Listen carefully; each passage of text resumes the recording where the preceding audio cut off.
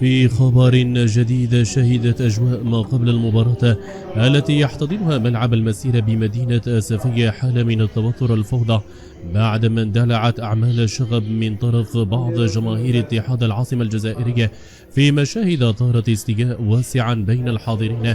وحسب ما تم تداوله فقد تم تسجيل اعتداءات لفظية وجسدية على عدد من الصحفيين المغاربة الذين كانوا بصدد تغطية الحدث، إضافة إلى قيام بعض الجماهير من اتحاد العاصمة الجزائرية باستعمال الشماريخ ورشق جماهير أولمبيك آسفي وخلق حالة من الهلع داخل المدرجات.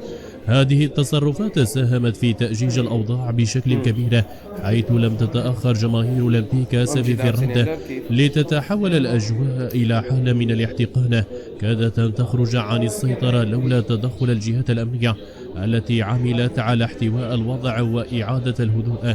ويحمل متابعون جماهير اتحاد العاصمة مسؤولية ما وقع، مؤكدين أن مثل هذه السلوكيات تسيء لصورة كرة القدم وتضرب في عمق الروح الرياضية، مطالبين بفتح التحقيق واتخاذ الإجراءات اللازمة لضمان عدم تكرار مثل هذه الأحداث مستقبلا.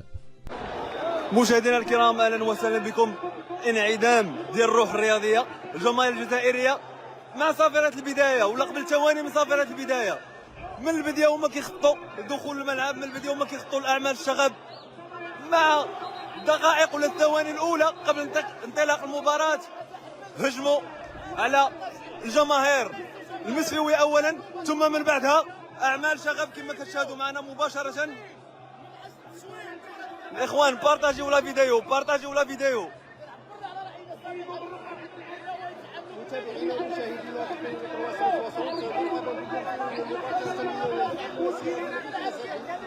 يعني صراحة يعني الجمهور الجزائري بعد ما المغاربة استقبلوا الجزائريين احسن استقبال، وفروا لهم جميع الظروف، عطاوهم احسن مكان في الملعب، وفروا لهم جميع الظروف الملائمة. في اخر المطاف يعني شغب كبير وشغب خطير جدا. نشكركم على حسن المتابعة، إلى اللقاء.